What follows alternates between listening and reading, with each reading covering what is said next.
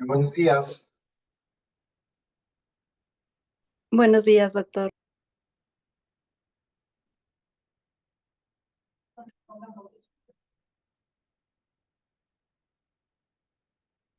Bueno, señores,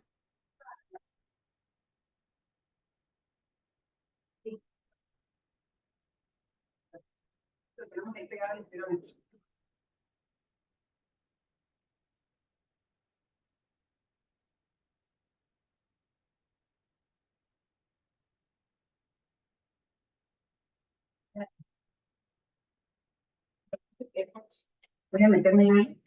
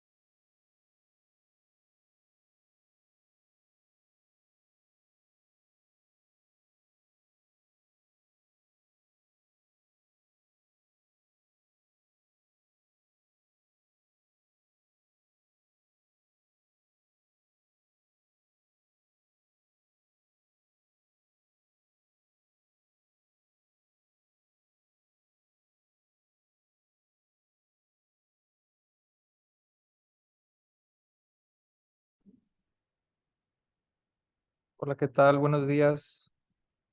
Bienvenidos a todos. Le damos la bienvenida y agradecimiento por su participación al doctor Carlos Jerjes, ya conocido por todos nosotros, cardiólogo clínico, profesor e investigador experto en anticoagulación, tromboembolismo pulmonar, hipertensión arterial pulmonar, trombosis, entre muchos otros. Muchas gracias por su tiempo, doctor. Cuando usted guste comenzar. Sí, sí.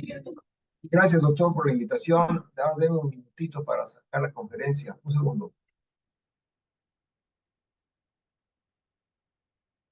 ¿No dice?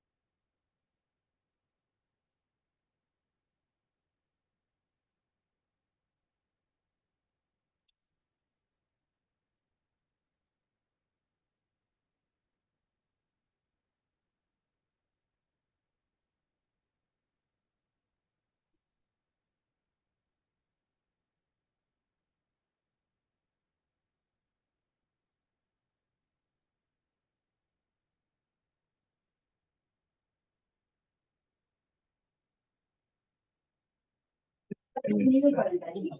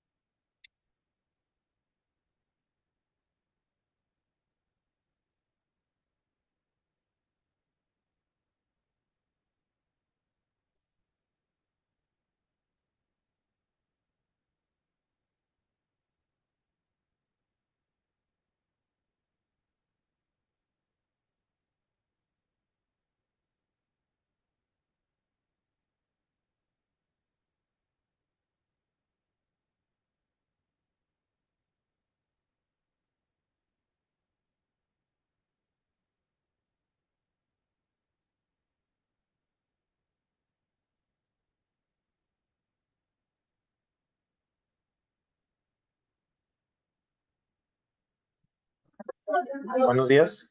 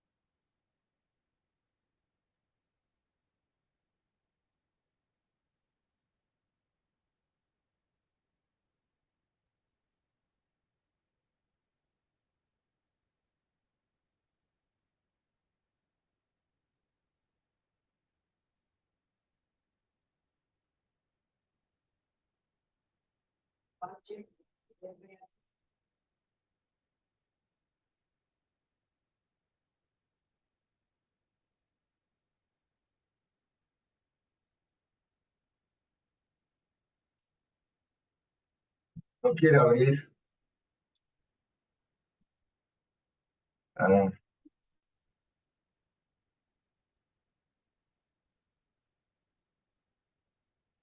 un segundito, porque no quiere abrir la presentación. Un segundo. No se preocupe, doctor.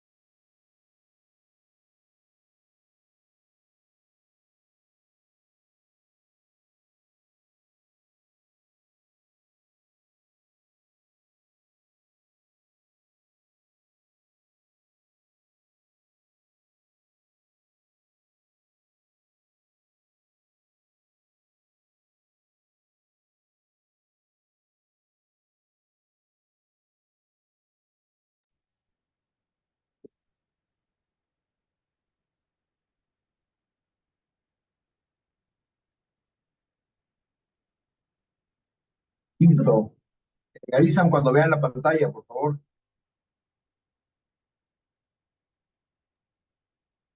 Listo, ya podemos ver la pantalla, doctor. Ok. Bueno, miren, miren,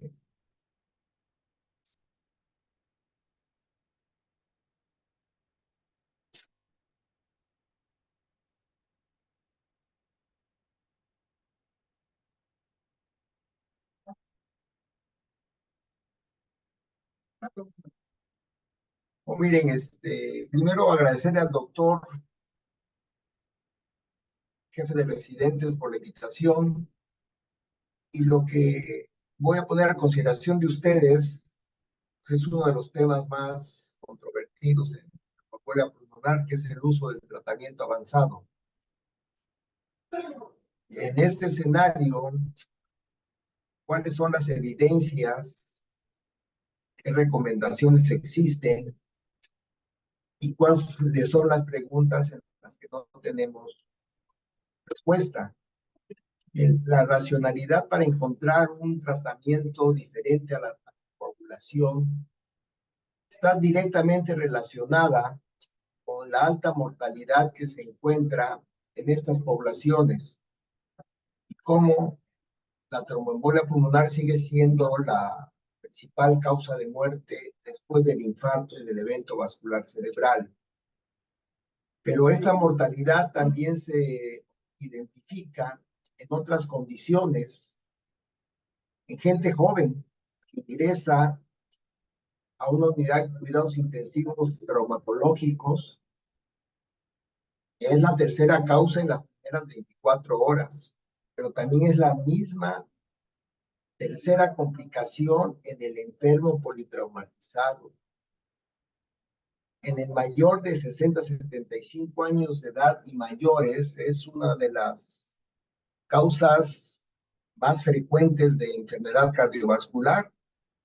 Los pacientes que ingresamos en el Hospital Zambrano de León no son de 40 ni de 30 años, todos son arriba de 60 años de edad. Por supuesto, en la pasada pandemia, la mortalidad y la incidencia del tromboembolismo pulmonar fue altísimo. En este mismo contexto, uno de los puntos más importantes es que en el momento que hay un aumento de impedancia y hay una vasoconstricción hipóxica y hay liberación de aminopeptidasas vasoactivas que van a activar la trombina y las plaquetas, vamos a tener un incremento de las resistencias vasculares pulmonares que nos va a llevar a inducir una insuficiencia del ventrículo derecho. Y la insuficiencia del ventrículo derecho aguda la tromboembolia pulmonar es la segunda causa más frecuente. Además, en estos enfermos con tromboembolia pulmonar, uno de los puntos importantes es tratar de entender si mi enfermo que yo sospecho tiene disfunción del ventrículo derecho o no tiene disfunción del ventrículo derecho. Eso es el punto clave. Ya. Si ustedes tienen la sospecha de tromboembolia pulmonar, ustedes tienen que buscar si hay disfunción del ventrículo derecho o no, porque es muy importante y ese es el elemento clave en todo paciente con tromboembolia pulmonar. ¿Por qué es muy importante entender la disfunción del ventrículo derecho? Porque es el factor de los factores de riesgo. Ningún paciente con tromboembolia pulmonar sin disfunción del ventrículo derecho va a fallecer. Entonces, tienen ustedes que además identificar Guarda. que dependiendo del grado de disfunción del ventrículo derecho, a mayor disfunción del ventrículo derecho, más síntomas. En base a la disfunción del ventrículo derecho, vamos a estratificar el riesgo. Vamos a clasificar la tromboembolia pulmonar masiva o de riesgo alto, submasiva de riesgo intermedio alto, o riesgo intermedio bajo, o riesgo bajo. Y además, dependiendo de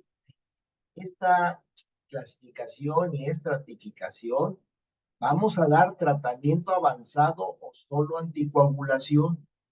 Yo les comentaba hace un momento que el punto crítico en la hemodinámica cardiopulmonar de los pacientes es el incremento de las resistencias vasculares pulmonares. Ya les comenté, en el momento que hay un aumento en la impedancia ventricular, vamos a tener inmediatamente una vasoconstricción hipóxica, vamos a tener liberación de aminopeptidasas vasoactivas que activan trombina y plaquetas, y eso inmediatamente nos va a dar un incremento en las resistencias vasculares pulmonares y una sobrecarga de presión del ventrículo derecho. Esa sobrecarga esto nos va a llevar entonces a una remodelación del ventrículo derecho. Aquí tienen ustedes dos ecocardiogramas, uno bidimensional y otro tridimensional. En el bidimensional y en el tridimensional, vamos a ver mejor en el tridimensional, pueden ver ustedes la importante remodelación del ventrículo derecho y de la aurícula derecha. Un ventrículo hecho dilatado, y vean cómo no existe movilidad en la pared libre del ventrículo derecho. Sin embargo, si observamos una hipercontractilidad de la punta que está inducida por el llamado signo de McConnell. El signo de McConnell es muy característico de la tromboembolia pulmonar. No les puedo decir que el 100%, porque no hay nada en medicina que sea el 100%. Pero observen ustedes la hipoquinesia o la quinesia de la pared libre del ventrículo derecho y cómo el ventrículo izquierdo tiene una importante hipercontractilidad. ¿Cuál es la explicación de esta hipercontractilidad de la punta? Bueno, la explicación es muy simple. La punta está irrigada por la descendente anterior y en el escenario de la pared libre del ventrículo derecho, esa pared libre está irrigada por la coronaria derecha. Entonces, al haber un aumento, una dilatación del ventrículo, generar un mecanismo de constricción contra el pericardio, pues hay cierta afección de la arteria coronaria derecha y de la microcirculación por la sobrecarga ventricular derecha. Y eso nos da la hipoquinesia o la quinesia del ventrículo derecho. Además, vean ustedes cómo el septum interventricular se desplaza. Noten lo importante reducción en el diámetro diastólico del ventrículo izquierdo. Ahora vamos a llevar este pensamiento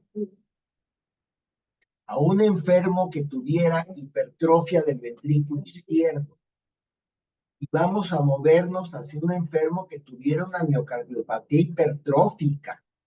Eso significaría que en este enfermo con hipertrofia ventricular, independientemente de la etiología, tendríamos una mayor reducción del diámetro diastólico del ventrículo izquierdo. Al tener vamos a tener entonces un llenado anormal del ventrículo izquierdo que va a traernos consecuencias, dos puntos importantes. Aquí lo señala muy bien el doctor Piazza en este trabajo publicado hace 4 años. Hay una reducción del gasto cardíaco, pero y va a haber una hipotensión arterial sistémica. Pero también hay que pensar qué es lo que ocurre retrógradamente. Vamos a tener una disminución en el llenado o en el vaciamiento de las venas pulmonares. Eso va a producir retrógradamente un aumento de la hipertensión venosa pulmonar. Esto, pues evidentemente, nos lleva a un deterioro en el gasto cardíaco. Aquí tenemos ya una hipoquinesia del ventrículo derecho, tenemos isquemia, y esto nos puede llevar a un infarto tipo 2. Es decir, un infarto en donde las condiciones de la necrosis se va a inducir por un aumento en el consumo de oxígeno y una mala afección de la microcirculación coronaria. Sin embargo, piensen ustedes en el escenario de un contexto clínico común. ¿Qué pasaría? ¿Qué pasaría en un paciente que tiene una obstrucción de las arterias coronarias significativa y que desarrolla una tromboembolia pulmonar? Pues obviamente tendría mayor disfunción del ventrículo derecho si la lesión está en la coronaria derecha. En el Congreso del American College of Cardiology que se está llevando en este momento a cabo, está por terminar. El día lunes publicaron un trabajo, unos autores orientales, en donde ellos identifican que la expresión desproporcionada de la troponina cardíaca de alta sensibilidad puede estar relacionada con obstrucciones coronarias cuando está muy elevada. Y obviamente eso significa que cuando tengamos nosotros expresión de troponinas cardíacas de alta sensibilidad, pues además de pensar que esto es un infarto tipo 2, tenemos que tener en mente que podríamos enfrentarnos a un MINOCA, es decir, un paciente con una obstrucción coronaria no significativa, que por las condiciones hemodinámicas de vasoconstricción hipóxica puede generar e inducir parto. Toda esta hemodinamia nos demuestra por qué el ventrículo derecho es el factor de los factores de riesgo. Y ese es el que ustedes como médicos de primer contacto que ven al enfermo de primera intención en urgencias o en hospitalización, tienen que tratar de identificar si hay o no disfunción del ventrículo derecho. ¿Y eso cómo se hace? Pues con la auscultación. En un paciente con hipertensión pulmonar aguda tiene que haber un segundo ruido aumentado de intensidad, un segundo intenso.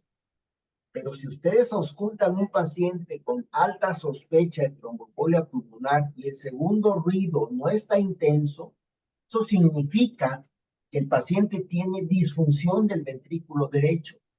Esto es sobre la base de que en el momento que hay la disfunción del ventrículo derecho, aumenta el periodo preexpulsivo ventricular y eso hace que el segundo ruido pulmonar no se haga intenso.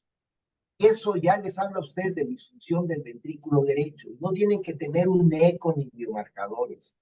Con el puro estetoscopio, el no identificar un segundo ruido intenso en un paciente con alta sospecha de tromboembolia pulmonar, les habla de dos cosas, o que no es tromboembolia pulmonar, o que si es tromboembolia pulmonar, tiene hipertensión arterial pulmonar. Entonces, en el momento que ustedes no auscultan un segundo ruido intenso y es alta sospecha de tromboembolia pulmonar, hay que pensar entonces en la posibilidad de disfunción del ventrículo derecho.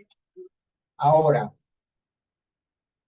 el otro punto importante es la evaluación de la presión arterial sistólica. La alta sospecha clínica, pues tiene muchos elementos. Tiene factores de riesgo proinflamatorios, tiene un cuadro clínico sugestivo, disnea súbita con dolor torácico, o disnea súbita aislada, o disnea súbita con síncope. Esa es la tríada de la tromboembolia pulmonar. E inmediatamente tenemos que ver la presión arterial. Sin embargo, para establecer un riesgo alto o pensar en algo masivo, pues tenemos que tener en cuenta la presión arterial sistólica.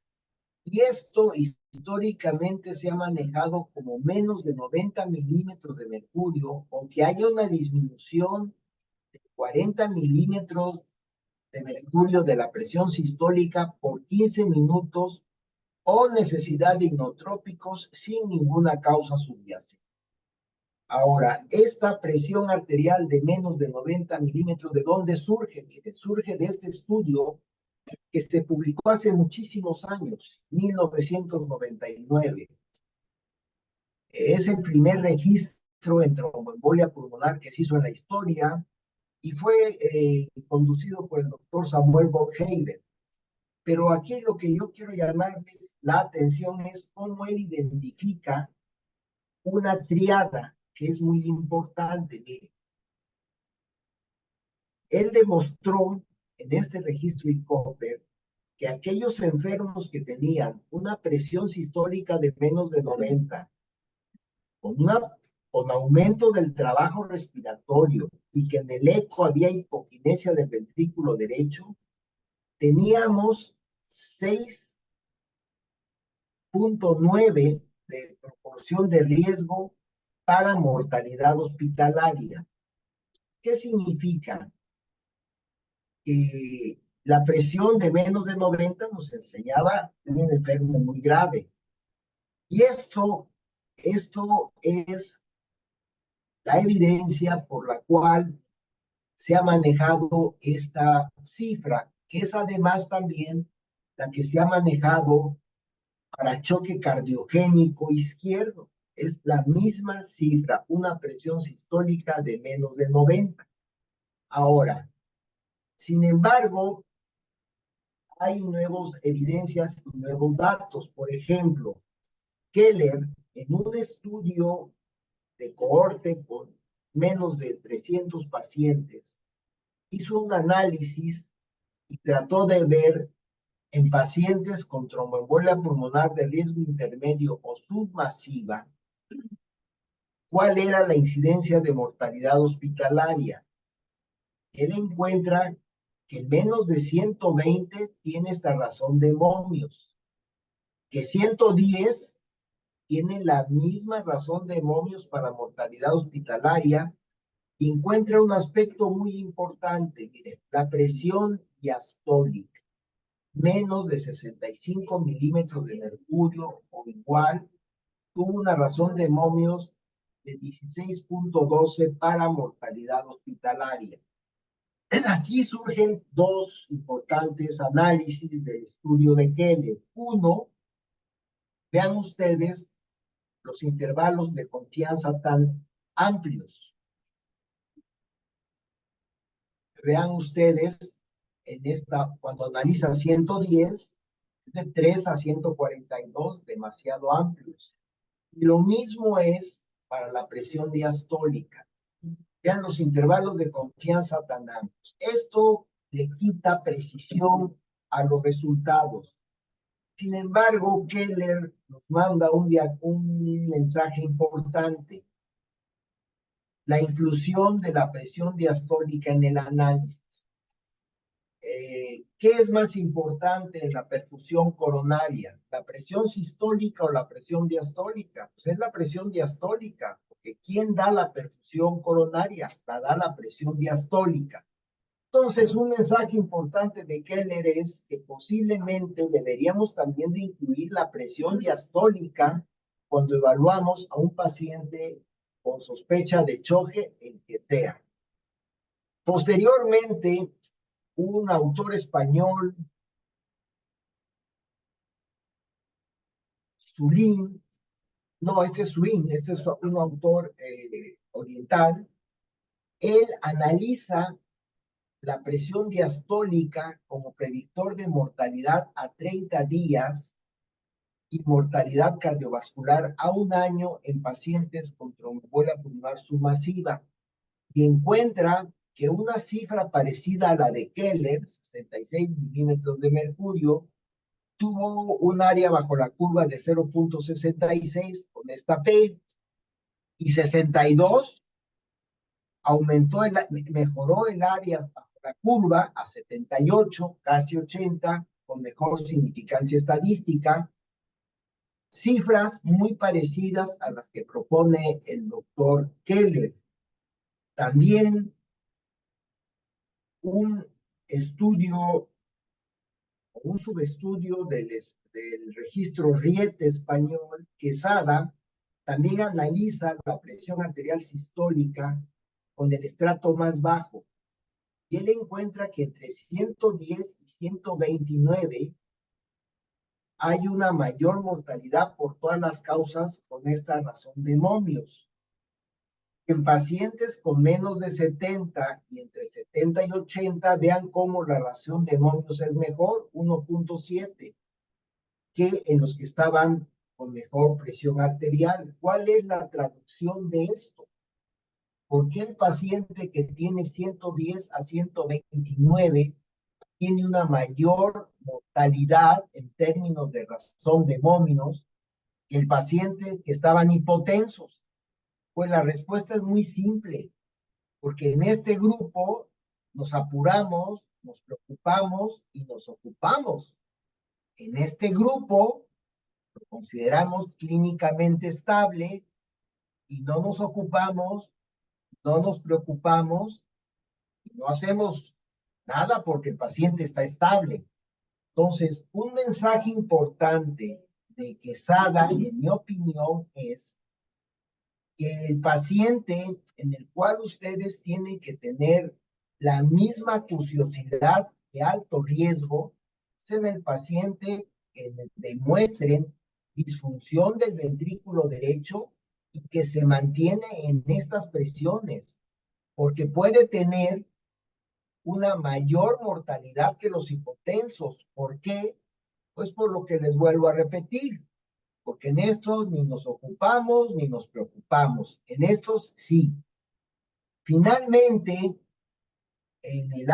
recientemente, el año pasado, Swin, el mismo autor del 2018, analiza la tensión arterial media y él encuentra que una tensión arterial media de 81.5 a las 48 horas era un predictor de mala evolución, con un área bajo la curva de 77, con sensibilidad, especificidad y valor predictivo negativo y positivo de 77, 95, 63 y 97% respectivamente. Y en una regresión multivariada de Cox, él encuentra una proporción de riesgo de 3.25 para la tensión arterial media. Ahora, la pregunta importante aquí es, ¿vale la pena hacer buscar este parámetro? Pues podría valer la pena, pero cuando uno analiza este grupo, la presión sistólica de los pacientes estaba entre 90 y 100, 105. ¿Eso qué significa? Que tenemos que preocuparnos en todo enfermo que esté por arriba de 110 y menos de 120. Finalmente, la presión arterial es una variable muy importante, pero también tenemos que hacer una correlación entre una presión de riesgo o definitivamente hipotensión y analizar lo más rápido posible un ecocardiograma, buscar variables de distribución del ventrículo derecho que nos permitan identificar este escenario. Aquí tienen un eco transesofágico en 4 cámaras. Las aurículas están arriba y los ventrículos abajo, pero vean ustedes la excelente función del ventrículo derecho a pesar de tener una remodelación extrema. Vean qué dilatado está, pero vean qué buena función ventricular derecha tiene. Este enfermo, estoy seguro que no tiene hipotensión, no tiene menos de 90. Este paciente podría tener 100, 110, 105, 115 de presión arterial sistólica. Y este es el mejor momento de llevar a un paciente a un tratamiento avanzado. Hay un estudio muy importante publicado por Priwitt en la década de los 80 en Chess, y él dejó una frase escrita en un artículo que a mí se me grabó mucho y se la voy a repetir. La trombolisis va con el flujo. Es decir, necesitamos tener una trombolisis efectiva, tendrá mayor efectividad y será mejor cuando tengamos un buen gasto cardíaco y una buena presión. A menos bajo gasto, a menos gasto cardíaco y a más hipotensión, menos perfusión y la trombolisis no puede tener menos efecto. Ahora, comparen ustedes este otro ecocardiograma. Vean la aurícula derecha, el ventrículo derecho y un trombo en tránsito. Vean esa remodelación de este trombo y la forma de diferenciar un mixoma o un tumor cardíaco es porque en un mixoma o en un tumor cardíaco no se ve esa remodelación. La imagen no cambia, siempre es la misma. Es una imagen rígida. Aquí vean ustedes cómo se remodela y eso es igual a establecer el diagnóstico de un trombo en tránsito. Este es un eje 5 cámaras, aquí está la aorta en el centro, y pero vean ustedes cómo la función ventricular es diferente a esta. Y otro ejemplo, aquí tienen ustedes una clara hipoquinesia de la pared libre del ventrículo derecho, con una muy buena movilidad en las porciones basales. Y noten otro aspecto bien interesante. La remodelación de la aurícula derecha es diferente a este paciente. Y la remodelación de la aurícula derecha es otro factor de riesgo. Si ustedes me preguntan, de estos 3 ecocardiogramas, ¿cuál me preocupa más? Me preocupa más este y este por la gran dilatación de la aurícula derecha. ¿Y por qué me debe preocupar más? Porque en el momento que el ventrículo derecho disfunciona, la aurícula derecha toma en parte ese trabajo de funcionamiento del ventrículo derecho, y mientras la aurícula derecha se preserva, tendremos un mejor gasto. En el momento que hay una importante dilatación de la aurícula derecha y del ventrículo derecho, la cosa se complica. Aquí vean que la aurícula derecha tiene una remodelación desproporcionada al ventrículo derecho. Acá no. Acá el ventrículo derecho está más dilatado que la aurícula derecha. Y finalmente vean este otro. Vean aquí cómo la movilidad ya es menor y depende principalmente del ventrículo izquierdo. Entonces, en un paciente que tenga hipertrofia del ventrículo derecho o enfermedad estructural ventricular izquierda, las condiciones hemodinámicas van a ser peores. Y esta gráfica les demuestra cómo, además de la presión arterial, requerimos tener la demostración objetiva lo más rápido posible a través de un ecocardiograma de cómo se está comportando el ventrículo derecho sobre esta sobrecarga de presión aguda. También es cierto que en un paciente con estas características vamos a tener desaturación, vamos a tener taquicardia, y el ecocardiograma nos va a dar datos de sobrecarga sistólica del ventrículo derecho. Entonces, un paciente que tiene ausencia del segundo ruido intenso a la exploración y en el electrocardiograma sobrecarga sistólica del ventrículo derecho, pues ya solamente necesitamos el eco para corroborar nuestra observación clínica. Ahora,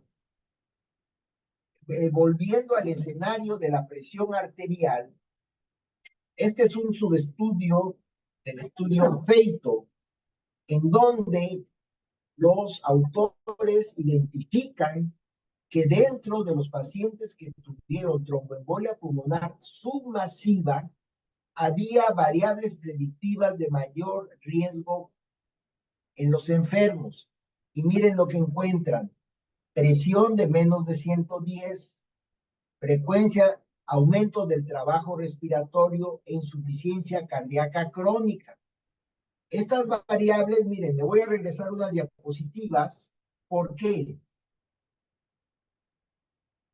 Porque exactamente fue lo que demostró Goldhaber hace tantos años, miren. Insuficiencia cardíaca, aumento de la frecuencia respiratoria y una presión sistólica normal. Entonces, ¿qué significa? Estos autores nos vuelven a demostrar lo que Goldhaber demostró hace tantos años. Entonces, ¿qué significa? Que en un paciente que tenga presión arterial de 110 milímetros de mercurio o menos, de una frecuencia respiratoria de más de 20 y que tenga insuficiencia cardíaca crónica, es un paciente que tiene mucha más probabilidad de tener una mala evolución. Esto fue un estudio retrospectivo. El objetivo fue identificar poblaciones de mayor riesgo y ver la evolución a 30 días. El grupo que recibió TNK tuvo al menos una variable y 9% dos variables predictivas de estas. El grupo placebo, 4.6 y 3.78 respectivamente. Y ellos consideran que estas variables se deben realizar como objetivos en futuros estudios de investigación. Esto ya se está llevando a cabo. Actualmente el estudio FEITO 3 intenta identificar cuál es la seguridad y efectividad de la dosis de Levin, que es 0.9 miligramos por kilogramo de peso de alta clase sin pasar de 50 miligramos en 6 minutos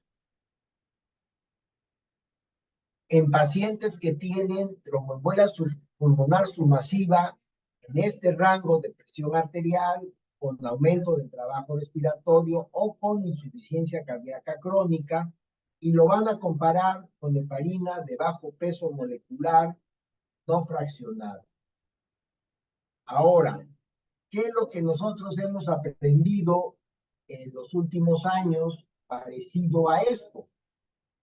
Miren, este trabajo fue publicado en el 2021 y el autor es el doctor Castillo Pérez, que es residente de cuarto año con ustedes.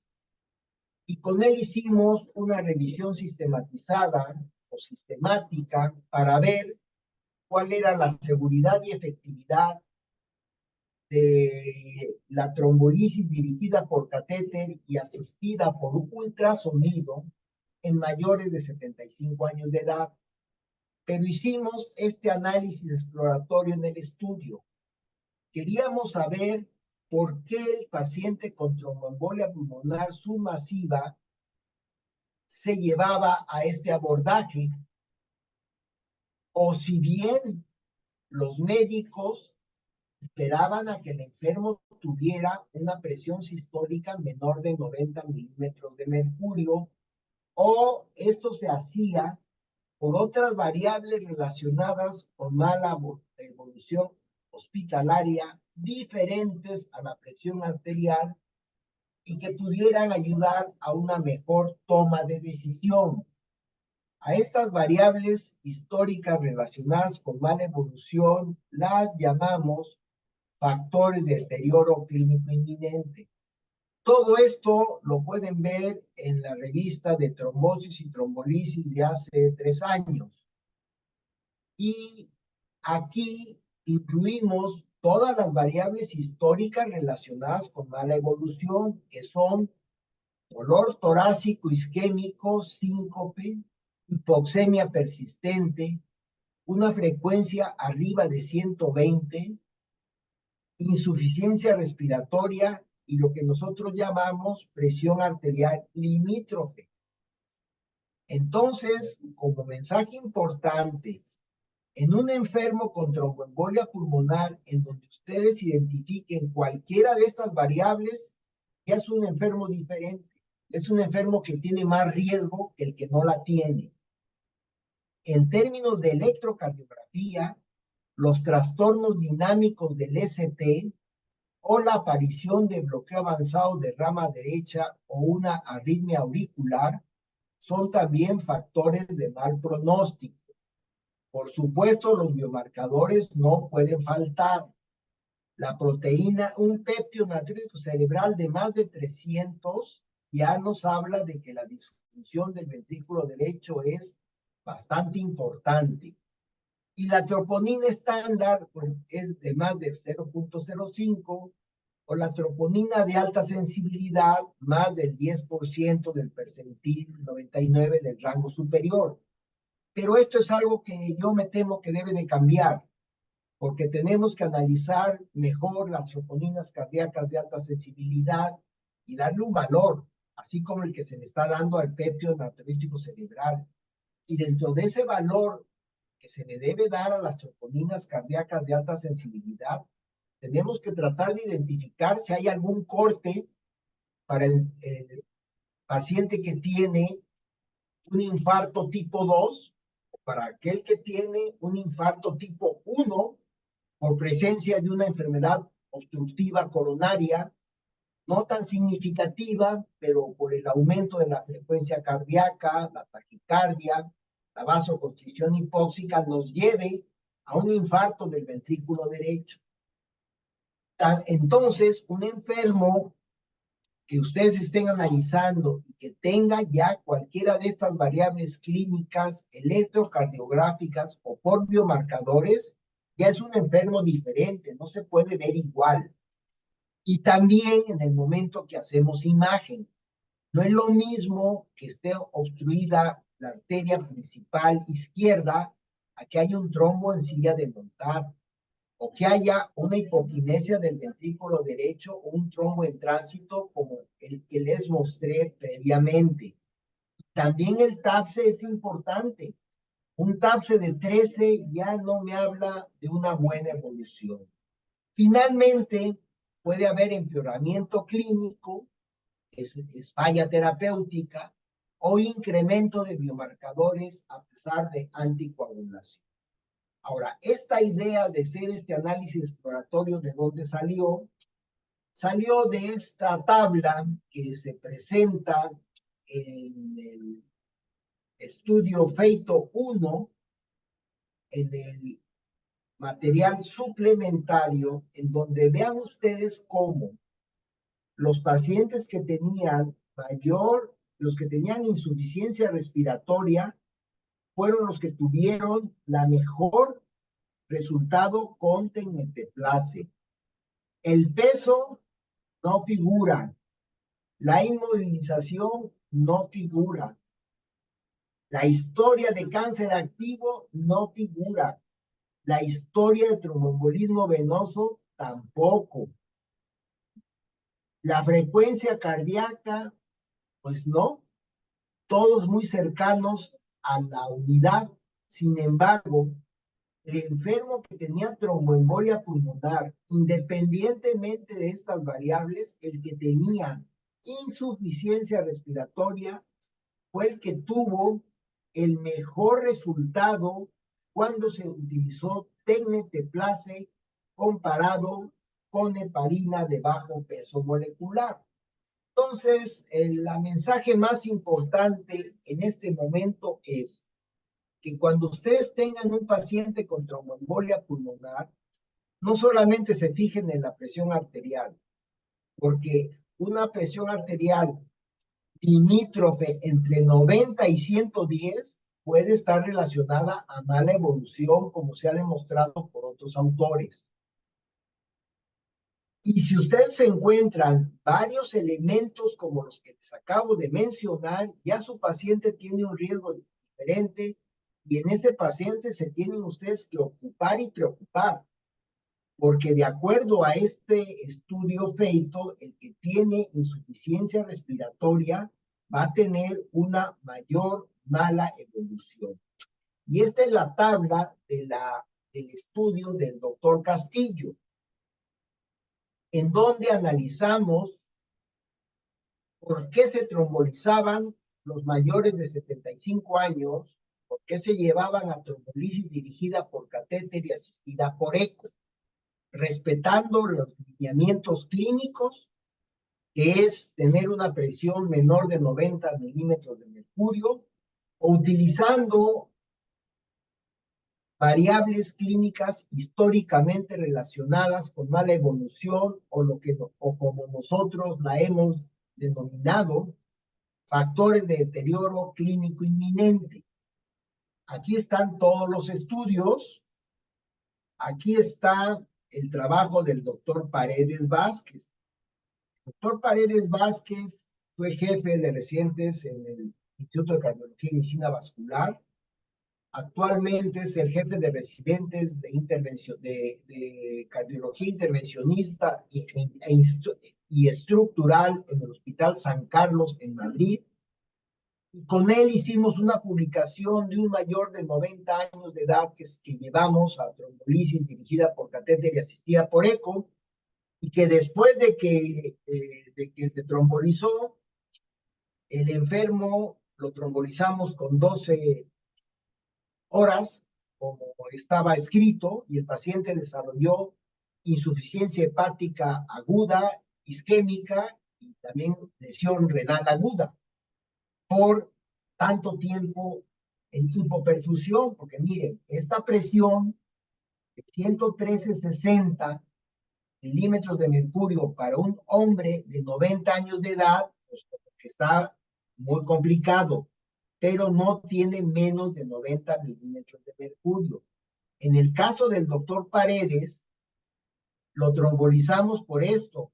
Tuvo síncope, hipoxemia, un propéptido muy alto, troponinas altas e hipoquinesia del ventrículo derecho. Y en este enfermo, el problema fue que lo trombolizamos durante 12 horas, entonces tardamos mucho en reperfundirlo. Ahora, de todos estos casos, el único que siguió los lineamientos internacionales fue el doctor Porres Aguilar. Miren, el paciente tenía una tromboembolia pulmonar submasiva, tenía esta presión, pero vean el péptido tan alto. Y a pesar de tener casi 1000, el doctor Porres siguió el librito. Se esperó hasta que hizo hipoxemia grave, hizo hipotensión, ahora ya se convierte en tromboembolia masiva y le fue bien. Hubo 2 tromboembolias pulmonares masivas, pero el resto, todas eran submasivas y ninguna tiene una presión por debajo de 90 milímetros de mercurio. Miren, todos en presiones arteriales limítrofes, casi la mayoría son limítrofes. 120, algunos no, 113/60. En todos estos enfermos, el motivo de la trombolisis fueron todos estos factores de deterioro clínico inminente. En algunos, un trombo en silla de montar, disfunción del ventrículo derecho. En otros, grave hipoxemia con ya hipotensión grave. Un PEPSI de 175. Falla de tratamiento, es decir, que a pesar de dosis importantes de anticoagulantes, no funcionaba y seguía mal. Caída de la presión a 160, pero no lo dejaron caer en 90. Fallas de tratamiento, trombos en tránsitos. Y esto nos demostró entonces que realmente en el mundo nadie sigue los lineamientos para tomar la decisión en un paciente con tromboembolia pulmonar submasiva, a excepción del doctor Porres, que sí esperó a que su enfermo se hipotensara en forma importante. Entonces, después hicimos una revisión sistemática para identificar específicamente el rango de la presión sistólica de arteria pulmonar. Esta es la tesis del doctor López, en donde está realmente por enviarse ya prácticamente publicada. Y en este objetivo, lo que nosotros veíamos era ver si el tratamiento avanzado, este es un objetivo, se hacía en menos de 90 o por factores de deterioro clínico inminente. Aquí, para no detenerme ya tanto, vean cómo en esta revisión sistemática, la presión arterial limítrofe, esta fue la presión con la que se llevó en 9 estudios a trombolisis. En 9 estudios fue por disfunción del ventrículo derecho. En 9 estudios por una frecuencia cardíaca igual o más de 120 por minuto. Y en 8 estudios por insuficiencia respiratoria o hipoxemia. ¿Qué significa? Que realmente lo que estamos observando es que la trombolisis o el tratamiento avanzado, no necesariamente trombolisis sistémica o dirigida por catéter. Tratamiento avanzado en tromboembolia pulmonar significa que voy a usar trombolisis intravenosa, trombolisis dirigida por catéter estándar, trombolisis dirigida por catéter y asistida por ecos, o trombectomía endovascular. Eso es el tratamiento avanzado. Y pueden ustedes observar que pues, realmente se hace por condiciones clínicas. Y recientemente, Kruszyski, en Eurointervention, en el 2022, hace esta propuesta. El paciente con tromboembolia pulmonar y presión normal, eso es igual a tromboembolia submasiva, hay que buscar indicadores de gravedad de tromboembolia pulmonar que pueden ser clínicos mayores, imagen y de laboratorio.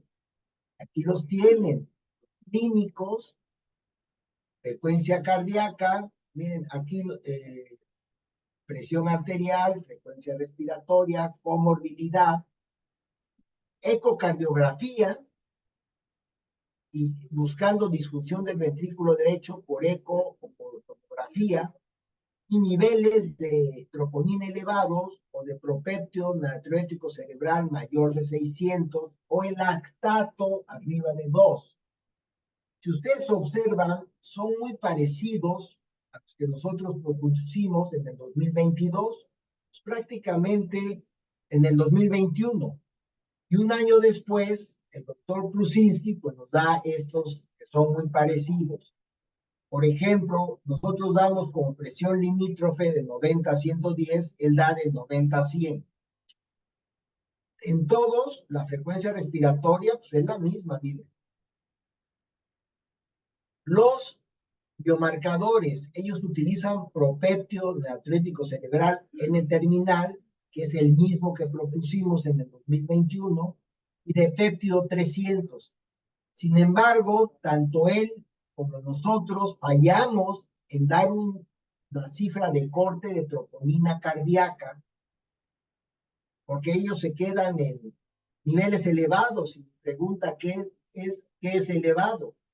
Nosotros ponemos arriba del 10% del percentil 99 del rango superior, es decir, no hay ningún compromiso en las dos propuestas y creo que eso es uno de los puntos importantes a analizar. Encontrar un nivel de corte que me permita diferenciar el infarto tipo 1 del infarto tipo 2 en paciente con tromboembolia pulmonar. Pero para de tal forma que ustedes, cuando vean a su enfermo con tromboembolia pulmonar, pues pueden hacerla a la Kruszyski, buscar indicadores de gravedad de tromboembolia pulmonar mayores de imagen y de laboratorio, o a la Castillo Pérez, con factores de deterioro clínico inminente, que son muy parecidos. Pero la parte más importante es que no se queden con la pura presión arterial, busquen un poco más allá en el escenario clínico, buscando o factores de deterioro clínico inminente o indicadores de gravedad mayores clínicos de imagen y de laboratorio. Ahora, recientemente hay un estudio muy importante publicado por Bangalore. Es un subestudio del registro FLASH. El registro flash lo que intentó analizar fue cuál era el comportamiento de la trombectomía mecánica en pacientes con tromboembolia pulmonar submasiva. Pero ellos hacen un análisis muy interesante. Ellos encuentran un fenotipo que llaman choque normotenso, es decir, pacientes que tenían presión sistólica de arteria pulmonar arriba de 90. Pero como a estos pacientes les hicieron intervención, también les midieron la hemodinámica cardiopulmonar. ¿Y qué encuentran? Que en pacientes con presión arterial arriba de 90, el 34.1% tenían un índice cardíaco por debajo de 2.2. Ellos a este fenotipo le llaman choque normotenso.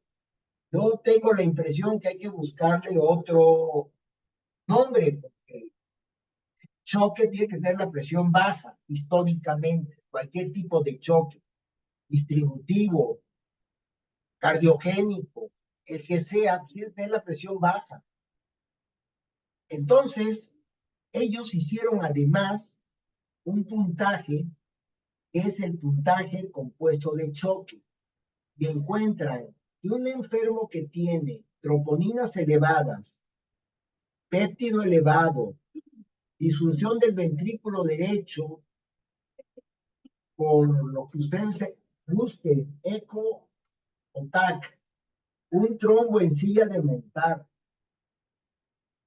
trombosis venosa profunda concomitante o taquicardia, esos 4 variables podían tener una relación de momios de 5.8 para asociarse a choque normotenso. Entonces, pues ahora a los factores, a las variables propuestas por el doctor Kurczynski, que son variables de gravedad de tromboembolia pulmonar, mayores, clínicas, de gabinete o de laboratorio, o las que propone el doctor Castillo, factores de deterioro clínico inminente, o el puntaje compuesto de choque. Pueden usar el que gusten, pero el mensaje es importante, son 2. Una presión de 110, 120 podría estar en este grupo. Y para buscar eso tenemos que buscar otras variables clínicas, las que ustedes gusten, incluyendo el puntaje de choque. Ahora, ya tenemos la alta sospecha clínica y cómo debemos abordar a nuestro enfermo. Tratamiento avanzado y anticoagulación en tromboembolia pulmonar de riesgo alto con factores de deterioro clínico inminente, o si quieren, variables de riesgo de gravedad por Kurczynski o el puntaje del SCORE. Miren, este es la propuesta del programa Prevention en tromboembolia pulmonar del Zambrano de León. En el Zambrano de León tenemos varios códigos, todos ustedes los conocen perfectamente, pero este no está oficializado. No está oficializado, sin embargo, es el único que tiene un protocolo bien establecido, y no solamente establecido, publicado en la revista de Archivos de Cardiología de México. Y noten ustedes aquí cuál es la propuesta que se da.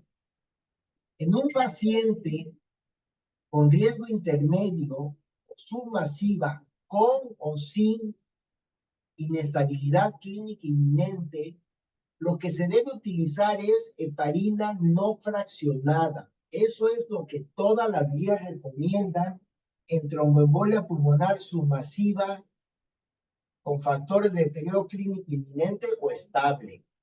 Y se debe utilizar, esta dosis, 60 unidades por kilogramo de peso dando un bolo máximo de 4.000 y después 12 unidades por kilogramo en infusión máxima de 1.000 por hora. Obviamente con una estrecha vigilancia del tiempo de tromboplastina parcial activada. ¿Por qué no empezar con la heparina de bajo peso molecular? Porque simple y sencillamente, si su enfermo con tromboembolia submasiva se va a poner grave, ustedes ya le pusieron enoxaparina y no tenemos cómo revertir enoxaparina. Y si hay un elemento crítico para complicaciones hemorrágicas es junten efecto máximo de una heparina de bajo paso molecular más trombolisis, la que sea. Entonces, la heparina de bajo peso molecular, la no fraccionada, primer lugar se puede dar aún en presencia de disfunción renal, en presencia de disfunción hepática. Su vida de reacción es muy corta y permite que en el momento que ustedes suspenden la infusión, la acción se va a cortar rápidamente. El problema con esta heparina es el tiempo de tromboplastina parcial activada, que no es fácil tenerlo. Y hay en algunos enfermos en los que no se puede.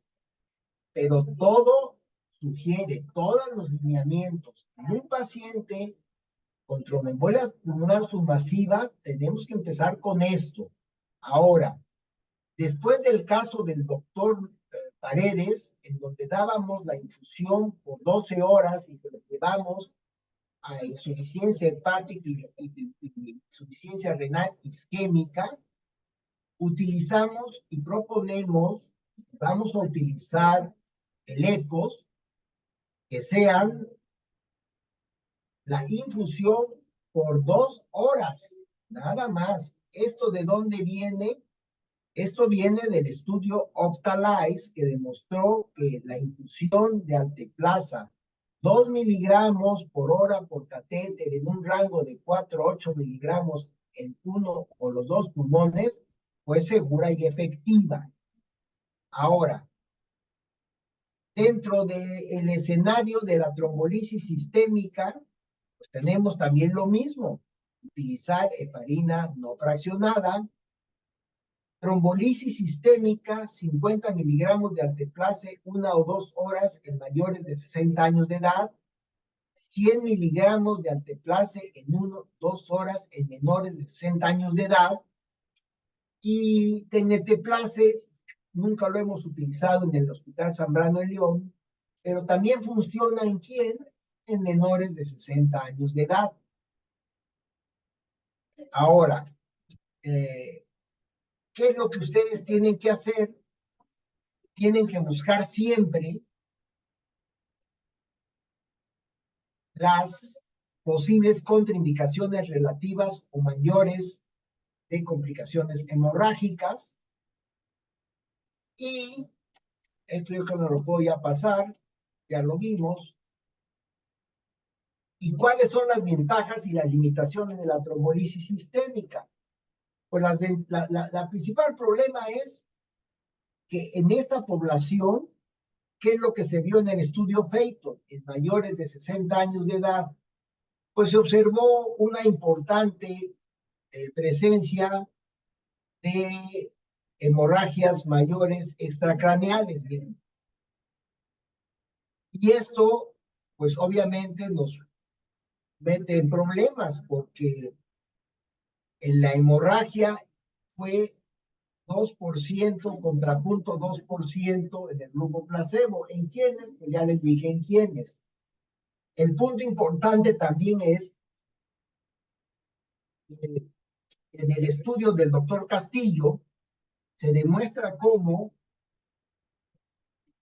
la hemorragia intracraneal, a pesar de que utilizamos eco, pues se observa en todas las edades. Vean ustedes, no hay una sola población ni rango de edad en donde no haya hemorragia intracraneal. De acuerdo a este metaanálisis del doctor Paredes, que aprendimos que si se usa tenetplase con 50 miligramos, como se utilizó en el Phaeton, pues la incidencia de hemorragias es alta. Con 100 miligramos baja a 0.5. Conejos, trombolisis dirigida por catéter y asistida por ecos a 0.8. Y que la dosis de 50 miligramos de Sharifi tiene 0.4%. Es decir, de todos estos abordajes con trombolisis, ya sea sistémica o asistida por ecos, la dosis de 50 miligramos es la que tiene la menor incidencia de complicaciones hemorrágicas de todos los abordajes. Y recientemente, en este estudio, lo que se hizo es un metaanálisis, ver la eficacia y seguridad de la anticoagulación, trombolisis dirigida por catéter o trombolisis sistémica. Aquí pueden observar que el color rojo es trombolisis dirigida por catéter, anticoagulación es el azul cielito, y la trombolisis sistémica es la más oscura. Vean cómo la mayor incidencia de complicaciones hemorrágicas es por la anticoagulación. Vean. Y esto es importante porque cuando estamos hablando de qué es lo que produce más hemorragias, pues pensamos siempre en los procedimientos invasivos, en la trombolisis sistémica. Sin embargo, en este metaanálisis de red de trabajo se demuestra que es la anticoagulación. ¿Y qué también la mayor incidencia de hemorragia intracraneal fue para la anticoagulación, menos que los tratamientos avanzados? ¿Y qué también la menor mortalidad fue para la trombolisis dirigida sistémica? ¿Esto a qué se debe? Pues aquí tenemos que tardar más para hacer la trombolisis dirigida por catéter, nos tardamos más. Y esto pues nos da nuevos elementos importantes. Recordarles también la importancia de la tromboresistencia. La tromboresistencia es un factor que existe en cualquier trombo y con cualquier anticoagulante o con cualquier trombolítico. En este elegante estudio de Montal Scott, publicado en el 2011, él demostró cómo en pacientes casi 300 con infarto llevados a intervención coronaria percutánea, en donde obtuvieron trombos intracoronarios mediante tromboaspiración, se analizaron imágenes de alta definición y ellos encontraron que el principal impacto sobre la composición del tiempo era la presencia de fibrina. Y conforme la fibrina se hacía más consistente y más fuerte, más resistencia había. Esto yo creo que ya me lo brinco. Yo creo que sí. Solamente, bueno, les voy a mencionar esto. Después de 24 o 48 horas de heparina no fraccionada, lo que se recomienda es pasar a cualquiera de estos dos medicamentos, Rivaroxaban o Apixaban. Esto lo hizo Sharifi, después de 50 miligramos, les daba heparina de bajo no fraccionada, y a las 24 horas suspendía la infusión e iniciaba Rivaroxaban o Rivaroxaban 15 o 20 o Apixaban en los de riesgo alto para hemorragia. No hubo hemorragias intracraneales en ningún grupo, entonces demuestra que el anticoagulante oral directo, cualquiera de estos dos, podría funcionar. Y esto es la última publicación del año pasado, en donde se manejaron lo que llamamos la muy baja dosis de alteplasa en pacientes mayores de octogenarios prácticamente. Miren. Aquí están los casos, y yo aquí lo que les quiero mencionar es la parte más importante. Miren. En estos enfermos se utilizó 25 miligramos, todos arriba de 80 años de edad. No tuvimos ninguna complicación hemorrágica con un éxito al 100% en los casos. no hemorragias mayores, menores, ni clínicamente relevantes. Vean la edad de los enfermos. Después de 25 miligramos en una hora, se pasaban heparina no fraccionada y se les daba apixaban, rivaroxaban, apixaban, sin ninguna complicación hemorrágica. Esto es una revisión que se hizo en el mismo estudio donde se ve la tendencia en Turquía para utilizar dosis muy bajitas, miren, 25 miligramos, 50 miligramos en pacientes con tromboembolia pulmonar masiva, sin mortalidad, sin complicaciones hemorrágicas. Y cuando se analiza su masiva, lo mismo, vean, la dosis tan bajita, sin mortalidad, sin hemorragias de ningún tipo.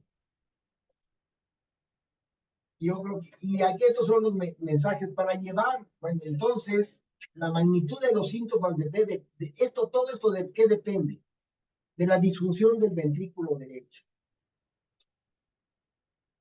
Y recordarles que el mayor nivel de evidencia para el tratamiento avanzado es trombolisis sistémica 1B sobre cualquier otro.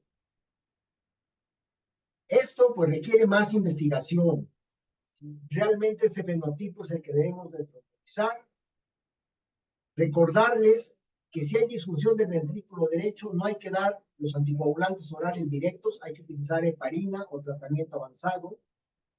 Que los directos no son inferiores a las antagonistas de la vitamina K y tienen menor incidencia de hemorragia intracraneal.